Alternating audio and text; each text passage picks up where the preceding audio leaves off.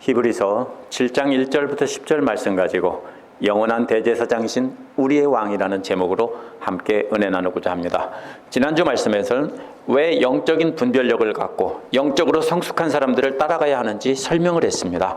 영적으로 성숙한 사람들에게 약속의 기업을 받게 해주겠다고 맹세로 보증하셨기 때문이라고 했습니다. 영적으로 성숙한 사람이란 영원한 소망에 닫힌 예수 그리스도의 말씀을 단단히 붙잡은 사람들이라고 했습니다.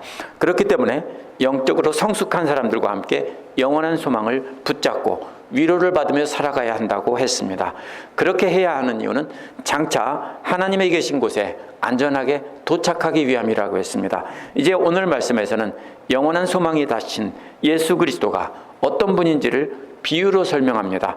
히브리서 기록자는 난파선과 같은 일시적인 대제사장들과 영원한 대제사장이신 예수 그리스도를 멜기세덱으로 비유해서 비교한 것입니다. 히브리서 기록자는 창세기 14장 17절에서 20절에 나오는 멜기세덱을 시편 110편 4절과 연결해서 영원한 대제사장이라고 지난주 말씀에서 했습니다. 그러나 히브리서 기록자는 멜기세덱이 탁월하다는 뜻이 아닙니다. 예수 그리스도의 모형으로 멜기세덱을 제시한 것입니다. 이는 난파선과 같은 유대교율법을 붙잡지 말고 우리를 살릴 생명에 닫힌 예수 그리스도를 가르침을 붙잡게 하려는 것입니다.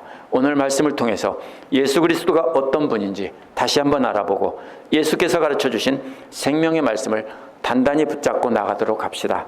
1절부터 3절은 의의 왕이고 평화의 왕인 영원한 제사장에 대한 설명이 나옵니다. 10장 1절은 왜냐하면이라는 말로 앞부분과 연결이 됩니다. 이는 6장 20절에서 말한 것을 받아서 왜 예수께서 멜기세덱의 계통을 따라 영원한 대제사장이 되셔서 우리를 위해 들어가셨다고 하는가 하면 이런 뜻입니다. 이는 멜기세덱이 하나님의 아들 모형으로 사용해서 왜 예수 그리스도를 붙잡아야 하는지 설명하려는 것입니다. 먼저 1, 2절 앞부분은 멜기세덱이 아브라함을 만나서 아브라함을 축복하고 아브라함에게서 10분의 1을 받았다라고 말을 합니다.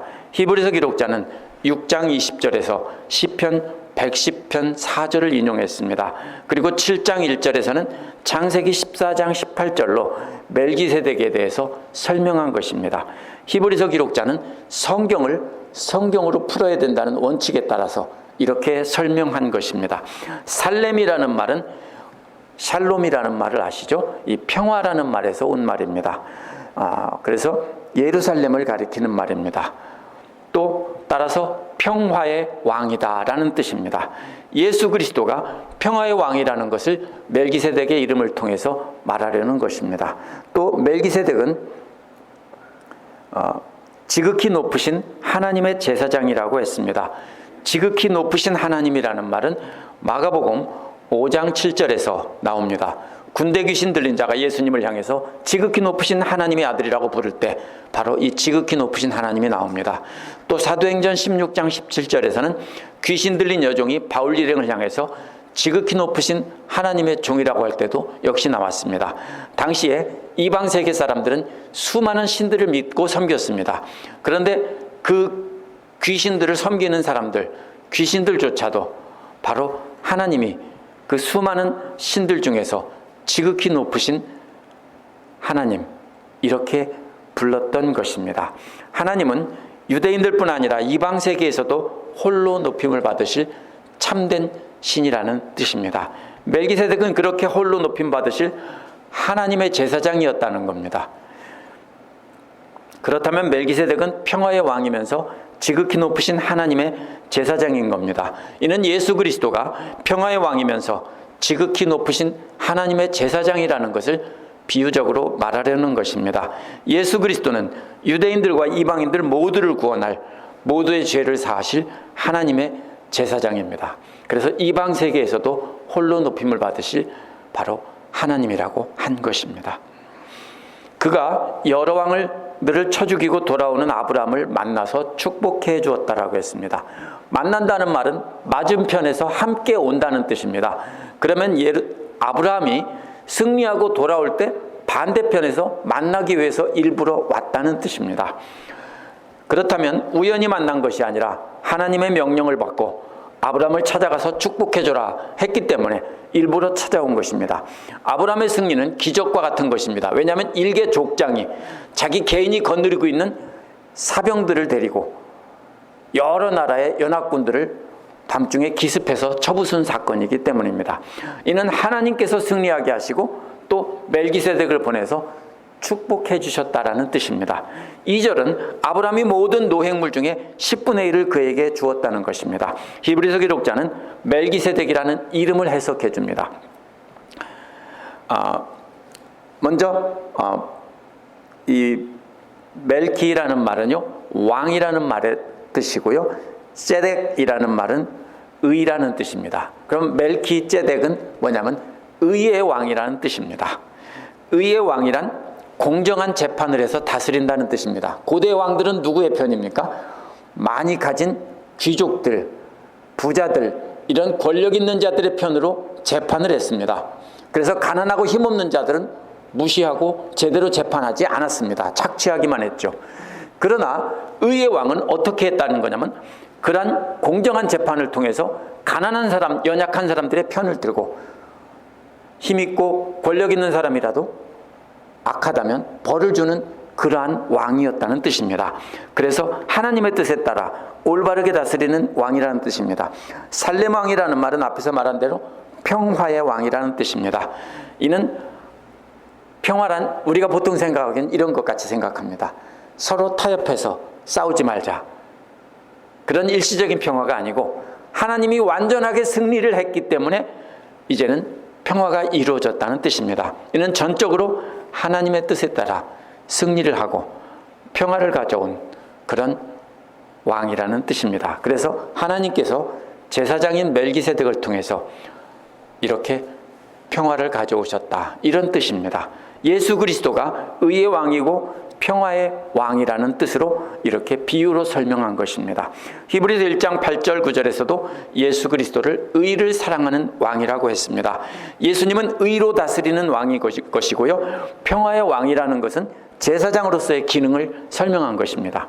하나는 왕이고 하나는 제사장입니다. 왜 그러냐면 그리스도께서 자신이 화해의 제물이 되셔서 하나님과 평화의 관계가 되게 하시는 왕이기 때문입니다. 로마서 5장 10절에서 그 아들의 죽으심으로 말미암아 하나님으로 더불어 화목하게 되셨은즉이라고 했습니다. 이처럼 의의 왕이고 평화의 왕이라는 것은 왕인 동시에 또 제사장인 메시아의 전형입니다. 멜기세덱은 메시아이신 그리스도의 모델이라는 것입니다.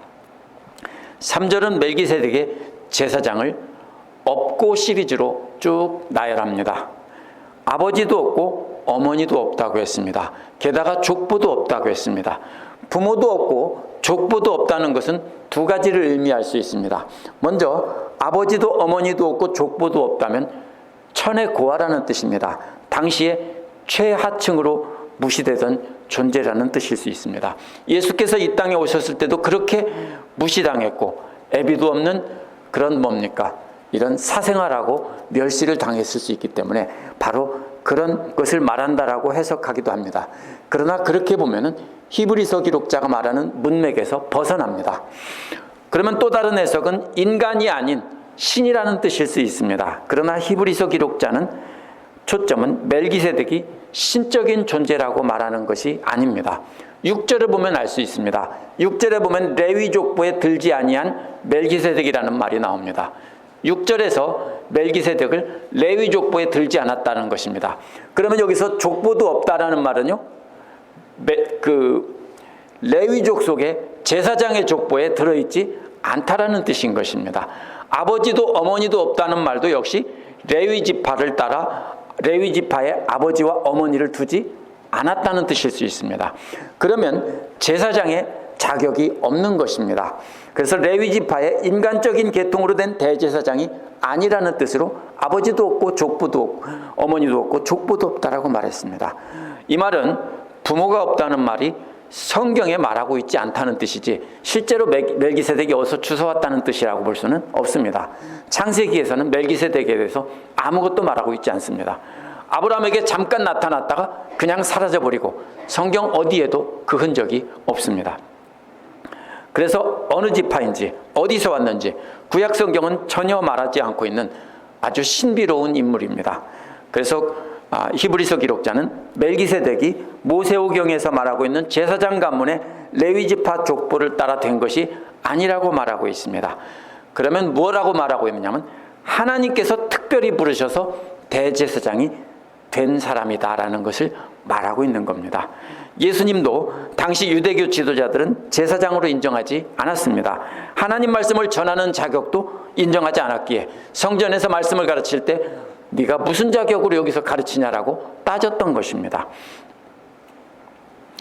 예수님도 그렇게 사람들로부터 인정받지 못했지만 멜기세덱처럼 하나님으로부터 인정받은 제사장이다라는 것을 말하기 위해서 멜기세덱이 그렇게 아비도 없고 어미도 없고 족보도 없다 이렇게 말한 것입니다. 그러나 멜기세덱이 그리스도를 닮았다는 뜻이지 예수님이 멜기세덱을 닮았다는 뜻은 아닙니다. 이게 순서가 바뀌면 안 됩니다.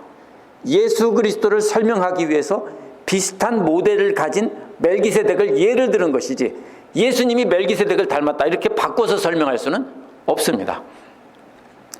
예수 그리스도의 모형으로 레위 계통의 제사장과 비교하기 위해서 아무데도 나와 있지 않는 뚝 떨어진 인물인 대제사장이고 왕인 멜기세덱을 모델로 제시한 겁니다. 유대인들은 오늘날도 바로 메시아의 전형으로 멜기세덱을 제시합니다. 그래서 왕이고 제사장인 사람을 제시합니다. 신구약 중간기에 하스모니안 왕조 때 유대인들이 아람 나라로부터 독립해서 강력한 왕국을 이뤘을 때가 있었습니다. 그때 유대인들은 바로 그 하스모니안 왕조의 왕들이 제사장이 왕이 되었기 때문에 제사장과 왕을 다해서 그들이 메시아라고 했습니다. 앞으로 기다리는 메시아도 유대인들은 왕이면서 동시에 메시아인 제사장인 그러한 메시아를 기다리고 있습니다. 그래서 메시아의 전형으로서 멜기세덱을 설명한 것입니다. 이는 시작도 없고 끝도 없다는 말은 어떤 사람들은 이것은 인간이 아니다 이런 뜻으로 설명합니다. 그래서 어떤 사람은 이 말을 가지고 멜기세덱이 천사와 같은 존재였다 이렇게 설명하는 사람들도 있습니다. 그러나 히브리서 기록자의 초점은 멜기세덱이 천사였는지 어떤 신적인 존재였는지 이것을 말하려는 것이 아닙니다. 멜기세덱은 단지 예수님이 우위에 있다는 것을 설명하기 위해서 구약 성경과 유대인들이 공통적으로 인정하고 있는 한 인물을 통해서 모형으로 설명한 것뿐입니다.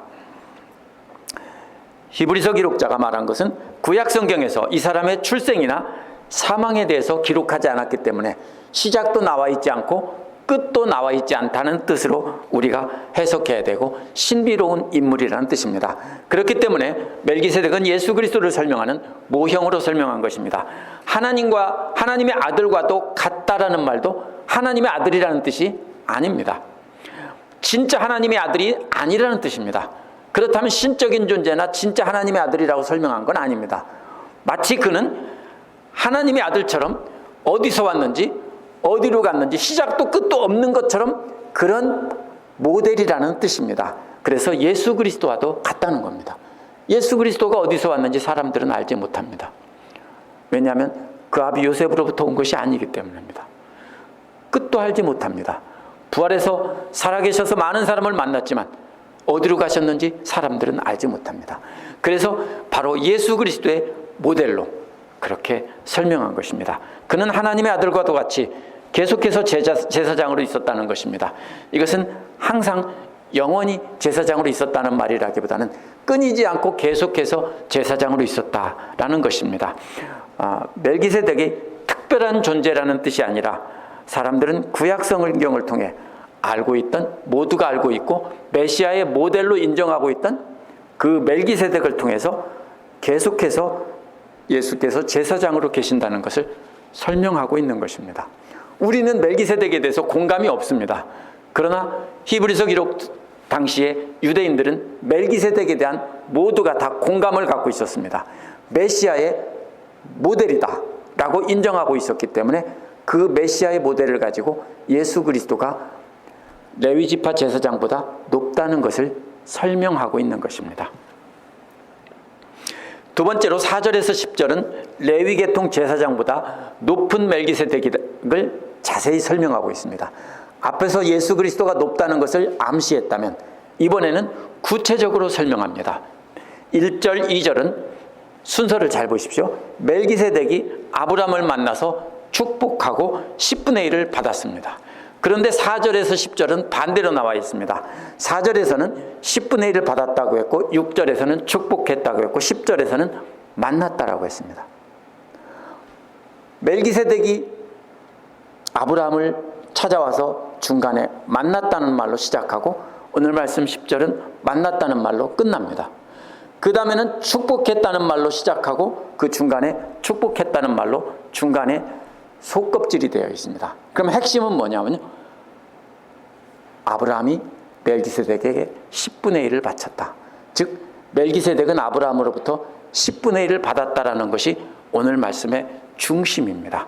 데칼코마니를 한 것처럼 1절부터 10절은 대칭을 이루고 있는데요, 그걸 딱 저보다 펴면은 그 중심에는 멜기세덱이 아브라함으로부터 10분의 1을 받았다는 것이고 그 다음에는 축복해 주었다는 것입니다. 가장 바깥쪽에서 두 사람이 만났다는 것입니다. 그러면 만나고 축복하고 10분의 1을 받았다는 것은 멜기세덱이 아브라함보다 높은 사람이다라는 것을 오늘 본문은 강조하고 있는 것입니다. 4절은 원어에서 생각해보라 라는 말로 시작합니다. 이 사람이 얼마나 위대한지 깊이 생각해보라 그랬습니다. 이 말은요, 위대하다기보다는 크다는 뜻입니다.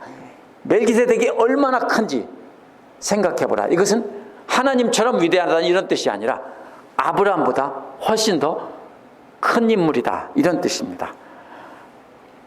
그런데 이 말은요, 위대하거나 높다라고 번역한 말은 얼마나 큰지 이렇게 묻거나 생각하게 할 때 쓴 말입니다. 그러면 멜기세덱이 이스라엘 사람들이 생각하는 가장 위대하다고 생각하는 사람은 아브라함입니다. 믿음의 조상이고 이스라엘의 조상이라고 봅니다. 물론 혈통의 조상은 이스라엘부터입니다. 야곱이라는 이름을 가진 이스라엘부터지만 그들이 실제적으로 조상이라고 생각하는 것은 아브라함입니다. 그렇기 때문에 가장 위대한 인물로 그들은 아브라함을 꼽습니다. 그런데 당신들이 가장 위대하다고 생각하는 그 아브라함보다 멜기세덱이 얼마나 더 큰지 한번 곰곰이 생각해보라 이런 말입니다. 마지막에 족장인 아브라함이라고 덧붙여 놨습니다. 족장은 가장 높은 우두머리입니다. 그 종족의 최고 높은 우두머리입니다. 아브라함을 레위보다 높이는 말입니다. 그런데 위대한 족장인 아브라함보다 멜기세덱이 얼마나 더 위대한지 높은지 한번 생각해 보라는 것입니다. 그 근거로 11조를 들은 것입니다.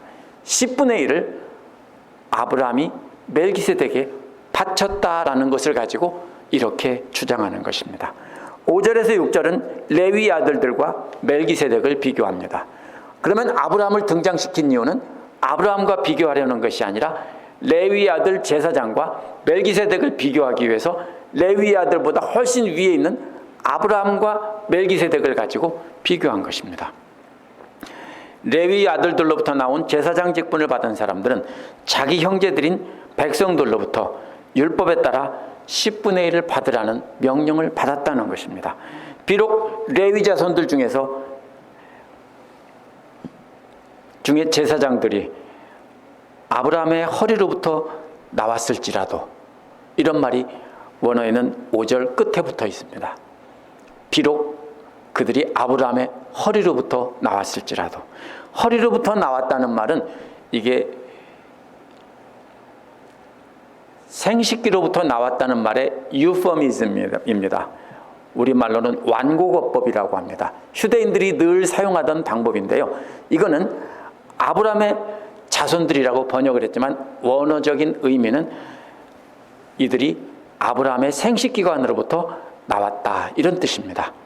그래서 레위 지파의 제사장들과 다른 형제들로부터 그렇게 나왔지만, 그렇지만 형제들로부터 11조를 받도록 그렇게 하나님께서 높여주셨다라는 겁니다. 6절은 5절과 대조됩니다. 그러나 이와 대조적으로 멜기세덱은 레위 자손의 족보에 들지도 않았지만 아브라함으로부터 10분의 1을 받았다는 겁니다. 훨씬 높은 아브라함을, 레위보다 아브라함이 높다는 것을 족장이라는 말로 증명한 다음에 이번에는 족보에도 안 들었던 멜기세덱이 아브라함부터 10분의 1을 받았다는 겁니다. 그러면 아브라함은 이스라엘의 모든 조상이기에 이스라엘의 모든 족속보다 위대하고 레위 족속 대제사장들보다 더 위대합니다.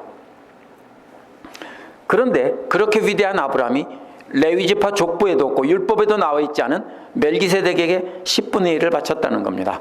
뿐만 아니라 하나님의 약속을 가진 아브라함을 축복까지 해주었다는 겁니다.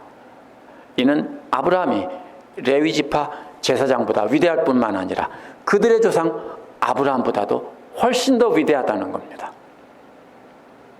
이는 멜기세덱의 제사장직은 율법을 주신 하나님께서 인정을 해주셨다는 겁니다. 성경의 율법에 나와 있지 않으면 뭐가 우선입니까? 성경이 우선입니까? 하나님이 말씀하신 것이 우선입니까? 하면 하나님께서 직접 인정하시고 말씀하신 것이 우선이라는 겁니다. 왜냐하면 성경에 하나님의 모든 말씀이 다 기록된 게 아니기 때문입니다. 그렇다고 오늘날 우리가 성경보다 이게 하나님의 말씀이다 이러면 안 됩니다. 구약시대에는 하나님께서 그렇게 말씀하신 것을 이렇게 기록해 놓은 것이 예언서들입니다. 그래서 아브라함보다 레위지파족 제사장직보다 멜기세덱이 높다는 것을, 예수 그리스도가 높다는 것을 말하기 위해서 멜기세덱을 모델로 설명한 것입니다. 예수 그리스도의 제사장직도 율법에 따라 된 것이 아닙니다. 하나님께서 예수 그리스도의 부활을 통해 그 영원한 제사장직을 증명해 주셨다는 겁니다. 부활이 없었다면 예수 그리스도는 하나님의 영원한 제사장이라는 것을 증명할 수가 없었습니다. 하나님께서 계속해서 예수님께서 그렇게 사람들에게 가르치셨지만 그것이 증명된 것은 그분이 십자가에 죽으셨다가 부활한 것을 통해서 그것이 입증된 겁니다. 그래서 예수 그리스도의 영원한 제사장이 구약 율법에 나와 있지 않지만 하나님께서 분명히 인정해 주셨다는 뜻입니다. 7절은 논란의 여지가 없다는 것입니다. 뭐가 논란의 여지가 없습니까? 낮은 자가 높은 자에게서 축복을 받는다는 것은 논란의 여지가 없다는 겁니다. 멜기세덱이 아브라함을 축복해 줬다면 멜기세덱은 분명히 아브라함보다 높다는 겁니다. 그렇다면 아브라함의 자손들인 레위지파 대제사장들은 말할 것도 없다는 겁니다. 8절도 레위지파 제사장들과 멜기세덱을 비교합니다. 한편 여기에서는 죽을 수밖에 없는 자들이 10분의 1을 받는다는 것입니다. 한편 여기에서는 이라는 말은요, 히브리서 기록자 당시에 이 땅에서는 이런 말입니다. 누가 받습니까? 거기에서는 죽을 수밖에 없는 자들이 누구예요? 레위지파 제사장들이에요. 그들이 10분의 1을 받습니다. 이런 뜻입니다. 그러나 다른 한편으로는 저기에서는 살아있다고 인정받는 자가 받는다는 것입니다. 멜기세덱을 말하려는 것이 아니라 예수 그리스도가 영원한 제사장이기 때문에 진정한 10분의 1을 받는 제사장이라는 겁니다. 히브리서 기록자 당시 살아있던 유대교를 믿는 자들의 세상이 바로 여기입니다. 모두가 죽을 수밖에 없는 유한한 인간들이 사는 세상입니다. 그러나 저기는 영원한 제사장이신 멜기세덱의 제사장의 직이 존재하는, 즉 예수 그리스도가 영원한 제사장으로 존재하시는 그곳입니다. 여기에서는 비록 죽을 수밖에 없는 인간들이 10분의 1을 받지만 저기에서는 우리 주님께서 받으시는 분이다. 이런 뜻입니다. 유대교의 질서에 따른 여기에는 제사장직은 일시적인 것이고 불완전한 것이기에 이제는 옆으로 치워졌다는 뜻입니다. 그러한 제사장직으로 대표되는 율법은 아무것도 완전하게 만들 수 없습니다. 오직 예수 그리스도의 구원의 사역만이 더 나은 소망을 소개하고 그 길로만이 하나님께 나갈 수 있다는 것입니다. 예수 그리스도의 제사장직을 통해서만 영원한 하나님 나라인 저기로 들어갈 수 있다는 겁니다. 바로 그곳에서 우리가 주님께 영원히 10분의 1을 바치며 주님과 함께 영원히 사는 곳이라는 겁니다. 9절은 또 말하자면 10분의 1을 받는 레위는 아브라함을 통해서 10분의 1을 완전히 바친 셈입니다. 이렇게 말합니다. 9절에서 10절은 우스갯소리 같은 겁니다. 조롱하는 투입니다. 웃음 짓게 만드는 말입니다. 왜 그러냐면 10절은 그 이유를 설명했습니다. 멜기세덱이 아브라함을 만났을 때 레위는 아직도 그 아버지의 허리 안에 있었다라는 것입니다. 역시 앞에서 똑같은 말입니다. 레위는 아브라함의 생식기 안에 들어있고 태어나지도 않았을 때 멜기세덱이 아브라함을 만났다는 것입니다. 쉽게 말하면 아직 생겨나지도 않았을 때 멜기세덱이 아브라함을 만나서 축복해주고 10분의 1을 받았다라고 말하고 있습니다. 그러니까 그 자손들 모두가 다 바친 셈이다라는 것입니다. 서양 사람들이 개인주의로는 이해할 수 없는 말이지만 고대 사회는 공동체 중심입니다. 공동체 한 사람이 전체를 대표하는 것입니다. 그래서 아브라함이 10분의 1을 바쳤기 때문에 그 공동체에 속한 모든 사람은 멜기세덱보다 낮은 그 앞에 엎드린 존재인 것입니다. 1세기 유대교 신자들이 히브리서 기록자의 이런 말을 들었을 때 엄청나게 분노를 했을 겁니다. 창세기를 보면 멜기세덱이 떡과 포도주를 아브라함에게 주었기 때문에 유대인들은 서로 동등하게 주고받은 것이라고 설명을 합니다. 그렇죠? 그게 아니야. 아브라함은 전리품을 주고 멜기세덱은 떡과 포도주를 줘서 서로 이렇게 물물교환한 거다. 이렇게 설명합니다. 그러나 히브리서 기록자는 그것을 말하고 있지 않습니다. 의도적으로 빼놓은 것이 아니라 그것이 중요한 것이 아니기 때문입니다. 분명한 것은 멜기세덱은 아브라함에게서 10분의 1을 받고 아브라함을 축복해 주었다는 겁니다. 이것은 논란의 여지가 없다는 겁니다. 누가 높습니까? 10분의 1을 받고 축복해 주는 권한이 누구에게 있습니까? 이 두 가지는 누가 높은지 분명히 말해줍니다. 높은 사람이 낮은 사람에게 떡과 포도주를 하사하는 것은 전혀 이상한 일이 아닙니다. 히브리서 기록자는 당시 유대교 율법과 레위계통 제사장으로부터 하나님 앞에 나갈 수 없다는 겁니다. 왜냐하면 그러한 제사장직은 정규직이 아닌 임시직이었기 때문입니다. 하나님께서는 예수 그리스도 오실 때까지 그 모형을 보게 하기 위해서 임시로 그들에게 제사장직을 맡겼습니다. 그래서 영원한 제사장의 모형을 보게 한 겁니다. 그러나 예수 그리스도를 이 땅에 보내신 뒤에는 필요 없기 때문에 레위기통의 제사장직을 한쪽으로 치워버리신 겁니다. 이제 영원한 제사장이시니 예수 그리스도를 통해서만이 하나님 앞으로 나오게 하신 겁니다. 한국에 가면 아파트 모델하우스가 있습니다. 합판으로 이렇게 쳤지만 똑같은 모양으로 만들어 놨습니다. 그것을 보고 아파트를 계약합니다. 끝나면 어떻게 합니까? 철거합니다. 그리고 그 자리에 아파트를 짓습니다. 그게 모델하우스입니다. 제가 어릴 때 교회에서 가건물을 세웠던 것과도 같습니다. 제가 어릴 때 다니던 교회에서입니다. 1979년도에 제 모교회 부여중앙교회가 예배당을 짓기 시작했습니다. 물론 그때도 있었는데 그 건물을 헐고 그 옆에다가 나무로 기둥을 세우고 함석판으로 사방을 막은 다음에 거기서 임시로 예배를 드렸습니다. 제가 교육대학을 졸업하고 교사로 발령받기 전에 새벽 기도에 나갈 때 그 가건물에 들어가서 예배를 드렸던 기억이 있습니다. 근데 예배당을 다 지은 후에는 어떻게 했습니까? 계속 아까우니까 그냥 두자고 했을까요? 헐어버렸습니다. 마찬가지입니다. 레위계통의 제사장직은 모델하우스과도 같고 가건물과도 같다는 것이 히브리서 기록자의 주장입니다. 그렇기 때문에 하나님께서 예수 그리스도를 보낸 뒤에는 완전히 철거해버리셨다는 겁니다. 그런데 너희들 왜 자꾸 그쪽으로 돌아가려고 하느냐, 이런 뜻입니다. 오늘 말씀은 설명은 짧지만 결론 부분에서는 길기 때문에 미리 각오를 하고 들으시기 바랍니다.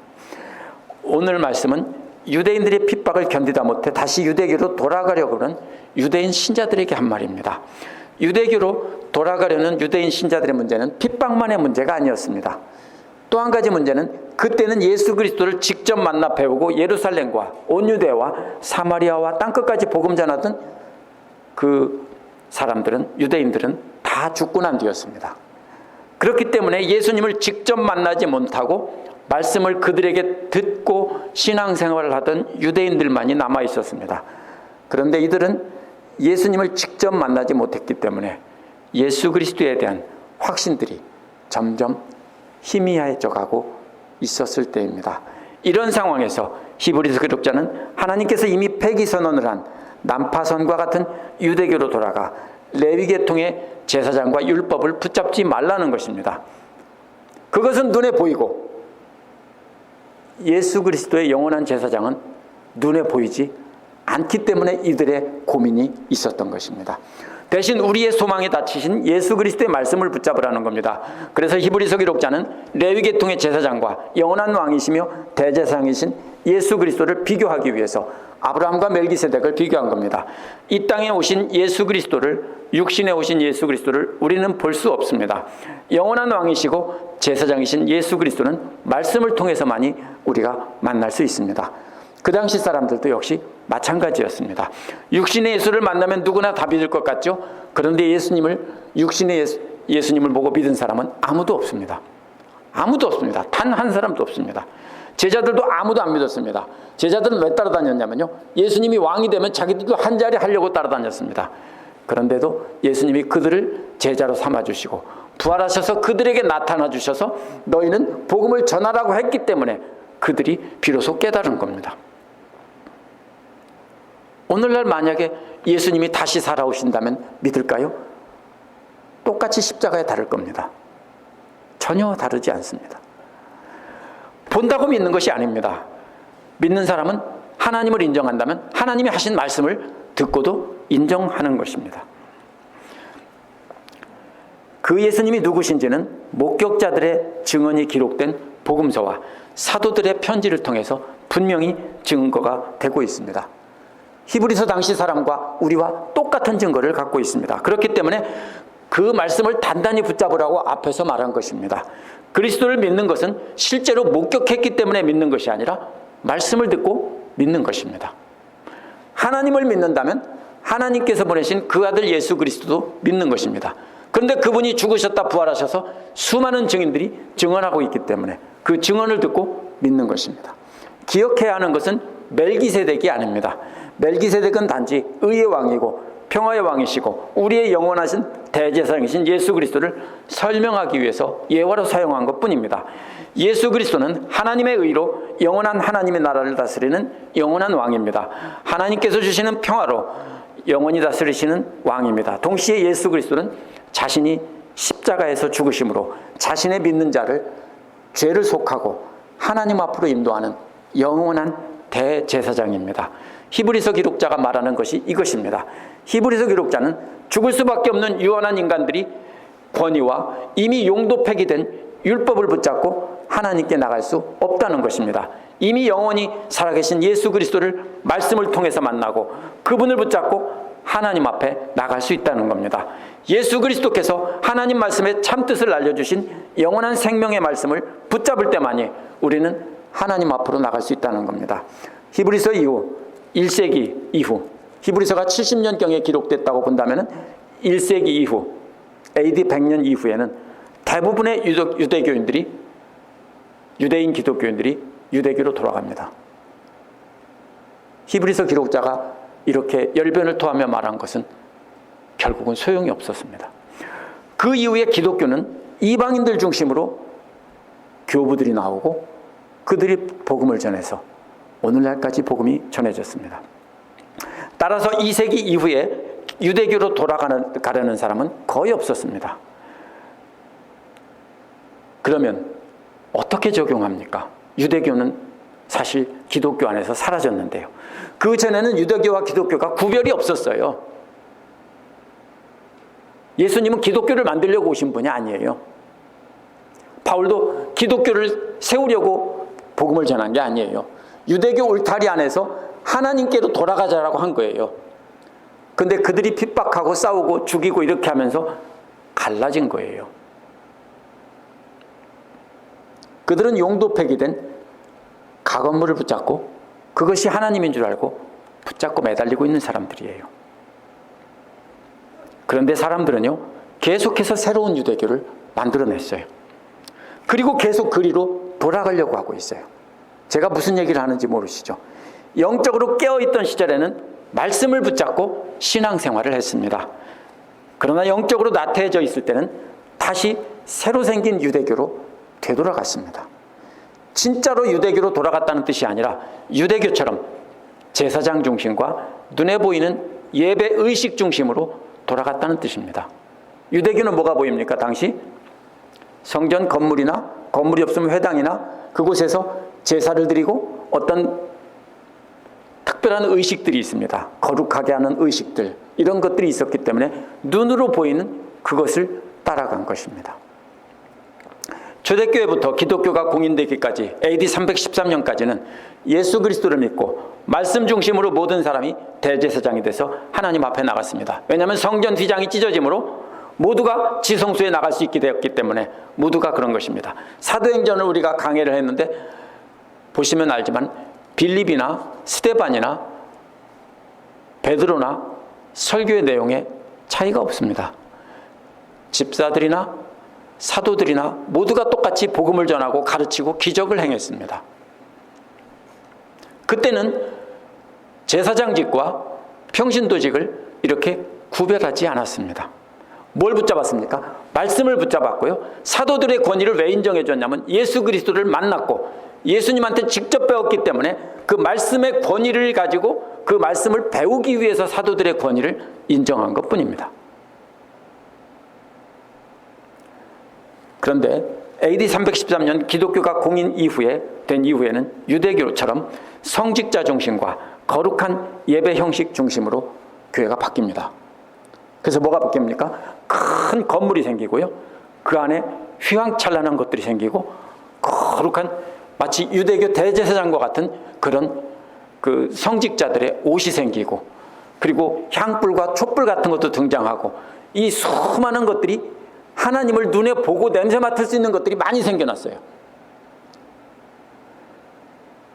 동방교회는 또 뭐를 했습니까? 그런 것 대신에 서방교회와 달리 동방교회는 그림으로 했어요. 그래서 지금도 동방교회 그리스 같은 곳에 러시아 같은 곳에 가면은 동방교회 유적들이 있는데 거기에는 천장부터 바닥까지 꼭 절에 있는 탱화처럼 온갖 색깔로 칠해져 있습니다.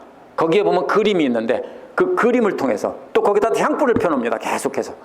그래서 향을 통해서 거룩함을 냄새 맡게 이렇게 했습니다. 제가 그것이 100% 잘못됐다는 건 아닙니다. 근데 사람들이 뭘 잡았습니까? 그 이후에는 말씀을 붙잡지 않고 그러한 형식을 붙잡았다는 겁니다. 그래서 유대교 성직자 중심처럼 거룩한 예배 형식 중심으로 바뀌었습니다. 유대교의 5제사 7절기에 버금가는 수많은 종교의식들이 생겨나고 또 성경에도 나와 있지 않는 그런 의식들이 성경과 동일한 권위를 가진다, 이렇게 말을 했습니다. 하지만 사실은 그러한 종교의식을 성경보다 더 위에 두고 사람들을 사제 중심으로 이끌어간 것입니다. 종교개혁이 뭔지 아세요? 바로 거기에서 잘못됐다는 걸 깨닫고 초대교회로 돌아가서 말씀을 붙잡다는 것이 종교개혁이에요. 오직 믿음으로, 예수 그리스도를 믿음으로 그 말씀을 붙잡고 돌아가자. 평신도나 모두가 다 제사장이다. 루터가 주장한 만인 제사장도 우리 모두가 제사장이다. 더 이상 성직과 평신도 사이에 구별이 있어서는 안 된다. 이것이 종교개혁이에요. 그런데 종교개혁 이후에 오랜 시간이 지나자 개신교 목회자들은 또다시 성직자 중심으로 거룩하게 보이는 종교의식들을 강조하기 시작했습니다. 개신교 목회자들이 유대교 대제사장이나 카톨릭 사제들을 흉내내기 시작한 것입니다. 그러다 보니까 성직자들이 베푸는 예배의식을 통해서 하나님 앞으로 인도하려고 했고 가운이나 어떤 거룩한 의식이나 이런 걸 통해서 안수해주고 이런 걸 통해서 이끌어가려고 했습니다. 제가 그것을 100% 부정하는 게 아닙니다. 그런데 그것만 붙잡고 말씀을 붙잡지 않으니까 문제입니다. 성직자들에게나 일반 성도들에게나 그것이 훨씬 편안하고 쉽고 이해가 쉽습니다. 선교지에 가서도 마찬가지입니다. 한국에 와서도 금방 받아들인 이유가 바로 그런 것들 때문입니다. 기도하고 예배하고 성직자들이 베풀어주면 마치 무당한테서 뭐를 받는 것처럼 대단한 능력을 받는 것처럼 이런 식으로 이렇게 받아들입니다. 선교지에서도 마찬가지입니다. 말씀을 가르쳐주지 않고요, 이렇게 예배만 드리고 이렇게 하면은 그렇게 잘못된 방향으로 갑니다. 그러다가 80년대 후반쯤에 한국 개신교 안에서 평신도들도 말씀을 붙잡도록 성경 공부와 각종 훈련들이 퍼지기 시작합니다. 우리가 하는 제자훈련 교재 제목이 뭐라고 되어 있어요? 평신도를 깨운다라는 말입니다. 잠자는 평신도를 깨운다는 뜻입니다. 바로 그것도 하나의 운동입니다. 내비게이터 같은 데서 시작된 것이고요. 이렇게 해서 여전히 눈에 보이지 않는 말씀과 눈에 보이는 경건과 형식 중심 사이를 교회는 계속해서 왔다 갔다 했습니다. 오늘날 종교개혁이 일어나야 한다고 주장한다면 뭐냐면요, 다시 말씀 중심으로 예수 그리스도를 믿는 믿음 중심으로 돌아가야 된다는 것입니다. 더 이상 형식이나 예배당 이런 거 중요하다고 강조하면 안 됩니다. 코로나 때문에 우리가 모이지 못합니다. 잘 모이지 못하죠. 근데 예배를 사수해야 된다고 막 주장을 한다면 물론 예배가 중요합니다. 그러나 그것이 혹시 유대교로 돌아가려는 것처럼 그런 것을 강조하는 것이 아닌지 우리가 잘 생각해 봐야 됩니다. 이유는 간단합니다. 왜 이렇게 합니까? 눈에 보이는 거룩한 예배당을 짓고요, 거기에 거룩한 것을 만들고 거룩한 옷을 입고 향불을 펴놓고 촛불을 켜놓고 스테인드 글라스를 하고 이렇게 하면 그 안에 들어가기만 해도 거룩해지는 것 같은 느낌을, 착각을 받습니다. 성공회나 캐톨릭교회 예배당에 들어가 보세요. 얼마나 거룩한지. 거기에 파이프로간으로 울려 퍼지는 그 소리는 정말로 거룩하게 합니다. 제가 100% 나쁘다는 게 아니에요. 좋습니다. 그런데 그렇게 하면은 그 자리에 참석한 것만 가지고도 거룩하다고 착각을 하게 됩니다. 그리고 교회를 나오면 나는 거룩해졌다라고 착각을 하고 똑같이 살아갑니다. 그러나 눈에 보이지 않는 말씀을 붙잡고 끊임없이 자기와 씨름하고 변화되는 것은 아무런 표시도 안 납니다. 힘들기만 죽도록 힘듭니다. 거룩해진 느낌도 전혀 없습니다. 혹시 있으세요? 저는 아직 없어요. 말씀을 붙잡고 열심히 씨름하는데 내가 굉장히 거룩해진 것 같다는 느낌이 드세요? 그런 느낌이 없다 보니까 힘든 싸움입니다. 좌절감만 생기고, 더군다나 이렇게 하려고 하다 보면 사람들이 더 욕하니까 더 힘들어집니다. 그렇게 교회가 정신 안 차리고 말씀을 놓을 때 교회는 여지없이 유대교의 제사장과 제사가 있는 곳으로 되돌아갔습니다. 제가 교회 역사를 가지고 설명하는 겁니다. 제가 어느 종파를 욕하고 뭐가 나쁘다고 말하는 것이 아닙니다. 가톨릭 교회는 그 후에 개혁을 하고 변화가 돼서 반대로 오히려 거룩해진 모습을 오늘날 볼 수 있습니다. 제가 가톨릭이 나쁘다, 어느 종파가 나쁘다 이걸 말하는 것이 아닙니다. 교회 역사가 그랬다는 겁니다. 정신 바짝 차리고 주님께서 가르쳐 주신 말씀을 단단히 붙잡아야 됩니다. 그렇지 않으면 저절로 보이는 눈의 거룩으로 되돌아가려고 하는 관성의 법칙이 우리 안에 존재합니다. 원래 육신의 생각을 따라 살면서 거룩한 모습을 겉으로만 하는 것이 인간의 죄된 본성이기 때문입니다. 그러한 본성은 강한 자석과도 같아서 끊임없이 우리를 잡아당깁니다. 그렇기 때문에 주일에 예배 참석하고 헌금 잘하고 어려운 이웃들 물질을 나눠주거나 몸으로 봉사하는 일에 주기적으로 참여하면 나는 이만큼 했으니까 나는 거룩해졌다, 착각을 합니다. 말씀 중심으로 말씀을 계속 붙잡으려고 하는 교회들도요, 이러한 착각은 여전히 존재해요. 말씀을 붙잡는다는 것은 말씀을 많이 배우고 알아가며 깨닫는 기쁨을 얻는다는 뜻이 아닙니다. 거기까지는 다 좋습니다. 그런데 그렇게 알게 되면은 그것이 거룩해진 것이라고 착각을 합니다. 말씀을 많이 하는 것이. 목회자들의 착각도, 저부터도 그래요. 제가 말씀을 많이 하니까 제가 거룩해진 것 같은 착각이 듭니다. 아니에요. 저도 똑같은 죄인일 뿐이에요. 그러면 자기가 거룩하다고 생각하니까 자기가 아는 말씀을 가지고 다른 사람을 비추어서 흉보고 책망하고 정죄합니다. 이게 뭐예요? 말씀을 붙잡지 않고 그것도 말씀을 붙잡은 것 같은 가운데서 다시 유대교로 돌아간 겁니다.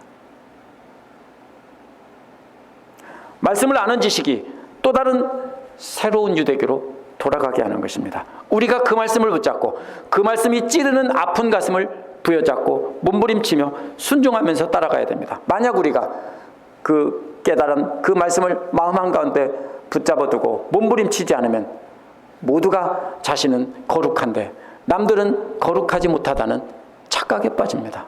병입니다. 심각한 병입니다. 그렇기 때문에 교회는 끊임없이 쉽게 얻을 수 있는 거룩을 추구해 온 것입니다. 유대교에서 모양은 조금씩 바뀌었지만 결국 예수 그리스도를 믿고 그분의 말씀을 붙잡고 순종하기보다 쉬운 거룩을 추구하는 것은 전혀 변하지 않았습니다. 그렇게 하는 것은 목회자나 성도들 모두가 편안하고 쉽게 느껴지기 때문입니다. 반대로 말씀을 붙잡으면 내가 낮아져야 되고 섬겨야 하고 발표도 우리 주님처럼 용서하고 사랑해야 된다는 것입니다. 세상에서 많은 것을 가지고 있는 사람은 교회에서 조금 발표도 그래도 견딜만 할 수 있을지도 모릅니다. 하지만 세상에서 아무것도 없는 사람들은 그렇게 밟히면 정말로 힘듭니다. 그렇기 때문에 어떻게든지 거룩의 모양은 붙잡고 인정을 받으려고 하는 것이 우리 인간들의 속성입니다. 제가 너무 솔직하게 얘기했나요? 예수님의 말씀은 항상 극단적이고 급진적인 순종을 요구합니다. 그래서 말씀을 전하면 계속 불편할 수밖에 없습니다. 집사님들만 불편한 게 아니라 저도 굉장히 불편합니다. 그러나 아무리 불편해도 우리는 예수 그리스도의 말씀을 붙잡아야 됩니다. 영원한 대제사장이고 의로운 왕이시며 평화의 왕이신 주님께서 하나님 우편에 앉아 계시면서 우리를 하나님 앞으로 인도하고 계시기 때문입니다. 말씀을 단단히 붙잡고 몸부림치며 나를 쳐서 복종시키지 않으면 우리는 하나님의 자녀라고 볼 수 없습니다. 그렇게 순종해 나가는 것이 영원한 대제사장이신 우리의 왕을 붙잡고 하나님 앞으로 나가는 길입니다. 함께 기도하시겠습니다.